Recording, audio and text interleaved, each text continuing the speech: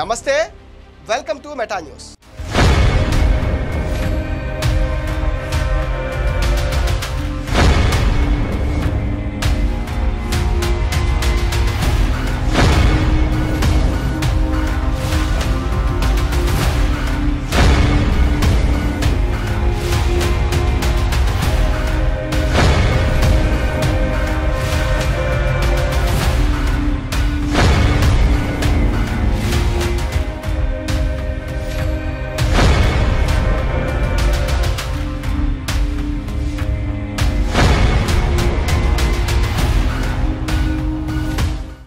ఇక ఈరోజు టాపిక్లోకి వచ్చేస్తే, అధికారంలో ఉంటే ఏదైనా మాట్లాడొచ్చు, ఎవరినైనా ఏదైనా తిట్టొచ్చని భావిస్తారు వైసీపీ నేతలు.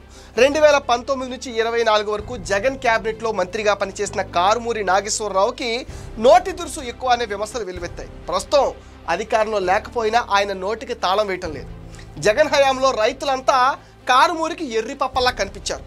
అంతేకాదు, జనమంతా ఎదురు తిరిగేసరికి ఆయన ఎర్రిపప్ప అంటే బుజ్జి కన్నాని సమర్థించుకున్నారు. ఈ అర్థం ఎక్కడి నుంచి వచ్చిందో ఆయనకే తెలియాలి. అంతేకాదు, నాటి ప్రతిపక్ష నేత చంద్రబాబు, పవన్ కళ్యాణ్, లోకేష్లపైన కూడా నోటికొచ్చినట్లుగా మాట్లాడారు. ఏపీ ఎన్నికల్లో అసలు పవన్ కళ్యాణ్ జనసేన ప్రభావం ఉండదని, కూటమి వల్ల వైసీపీకి నష్టం ఏం జరగదు అన్నారు. ఇవన్నీ అధికారంలో ఉండి మంత్రిగా ఉన్నప్పుడు ఆయన వెలగబెట్టిన ఘనకార్యాలు. అధికారం కోల్పోయాక కూడా ఆయన వైఖరిలో ఏమాత్రం మార్పు రాలేదు. ఏలూరులో జరిగిన పార్టీ ఆత్మీయ సమావేశంలో మాజీ మంత్రి కారుమూరి నాగేశ్వరరావు మరోమారు బరితెగించి మాట్లాడారు. నేను పెద్దిరెడ్డి దగ్గరికి వెళ్ళాను, కూటమి ప్రభుత్వం ఏం చేసినా కూడా దాన్ని దాటి ప్రజలు మనకు ఓట్లు వేస్తారని చెప్పారు. తెలుగుదేశం నాయకులు సైతం మాపై కక్ష పెట్టుకోవద్దని కూడా అంటున్నారు. అది మాత్రం అస్సలు జరగదు. గుంటూరు యువతల వాళ్లను ఇంట్లో నుంచి లాగి కొడతారు, గుంటూరు అవతల నుంచి నరికేస్తారు. మన ఇంటికి వాళ్ళిల్లు ఎంత దూరమో వాళ్ళింటికి మన ఇల్లు అంతే దూరం అంటూ రెచ్చగొట్టేలా వ్యాఖ్యలు చేశారు. ఆయన పైన కేసు నమోదు చేయాలని టీడీపీ నేతలు కూడా ఇప్పుడు డిమాండ్ చేస్తున్నారు.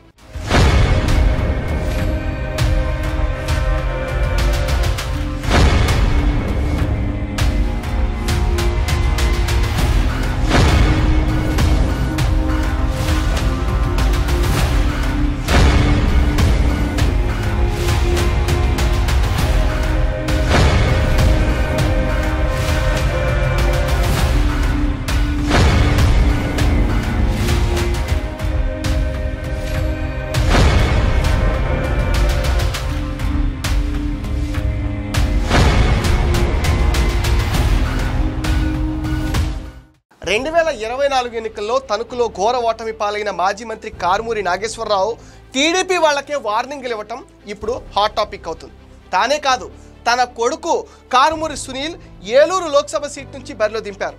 అయితే అక్కడ పుట్టా మహేష్ కుమార్ చేతిలో ఆయన ఘోర ఓటమి పాలయ్యారు. తణుకు ఎమ్మెల్యేగా పోటీ చేసిన కారుమూరి నాగేశ్వరరావు టీడీపీ అభ్యర్థి అరిమిల్లి రాధాకృష్ణ చేతిలో ఘోరంగా ఓడిపోయారు. అదే సమయంలో గత ప్రభుత్వంలో మంత్రిగా పనిచేసిన ఆయన పైన అనేక అవినీతి ఆరోపణలున్నాయి.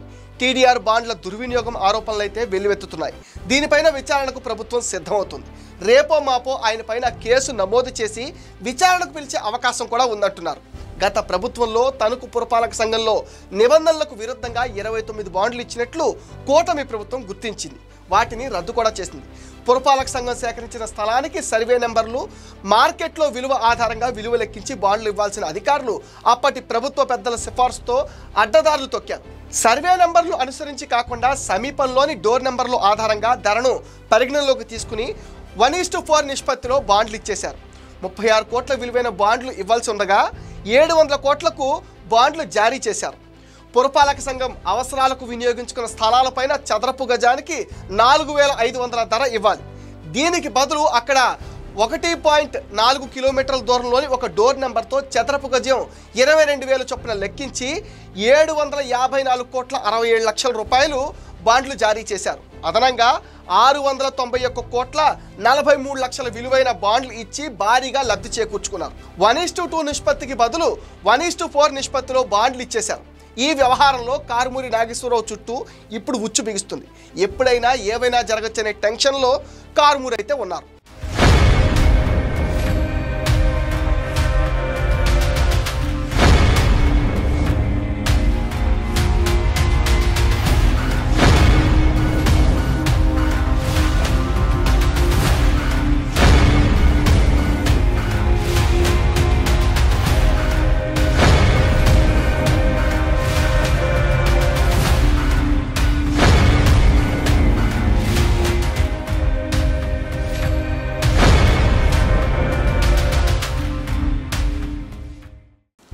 కార్డుల స్కామ్తో కారుమూరి నాగేశ్వరరావు ఫ్రస్ట్రేషన్కు లోనవుతున్నారని టాక్ వినిపిస్తుంది.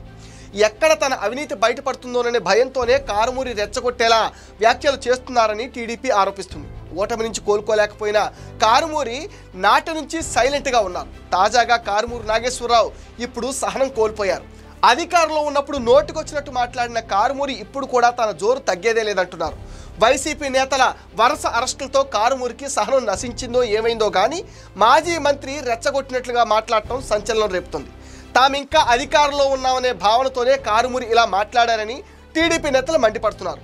వల్లభనేని వంశీ, బోరుగడ్డ అనిల్, పోసాని, నందిగం సురేష్ తరహాలోనే కారుమూరిని అరెస్ట్ చేసి జైలుకు పంపితే కానీ ఆయన బలుపు తగ్గదంటున్నారు.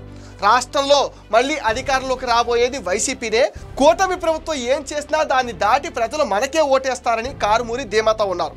టీడీపీ నాయకులు సైతం తమపై కక్ష పెట్టుకోవద్దంటూ ఉచిత సలహాలు కూడా ఇస్తున్నారు. జగన్ మళ్ళీ సీఎం అయ్యాక ఎవరిని వదలమంటూ కారుమూరి హెచ్చరించడంతో టీడీపీ కేడర్ రగిలిపోతుంది. అనంతపురం జిల్లా రాప్తాడులో మాజీ ఎమ్మెల్యే తోపుదుర్తి ప్రకాష్ రెడ్డి తరహాలోనే కారుమూరి కూడా తన స్థాయిని దాటి ప్రవర్తిస్తున్నారన్న విమర్శలు అయితే వస్తున్నాయి. మంత్రి నారా లోకేష్ రెడ్ వార్నింగులకు మించినట్లుగా కారుమూరి మాటలు ఉండడంతో టీడీపీ స్ట్రాంగ్గా రియాక్ట్ కావాలని కేడర్ నుంచి డిమాండ్లు అయితే వస్తున్నాయి. ఇది మెటా న్యూస్ అప్డేట్. ఈ వీడియో పైన మీ విలువైన ఒపీనియన్ని కామెంట్ సెక్షన్లో పోస్ట్ చేయండి. మీరు ఇచ్చే కామెంట్స్తో మరిన్ని ఇంట్రెస్టింగ్ వీడియోస్ మీకు అందిస్తాం. అండ్ మీరేం చేయాలో మీకు తెలుసుగా ఈ వీడియోస్ని లైక్ చేయండి, షేర్ చేయండి, మెటా న్యూస్ని సపోర్ట్ చేయండి, సబ్స్క్రైబ్ చేయండి.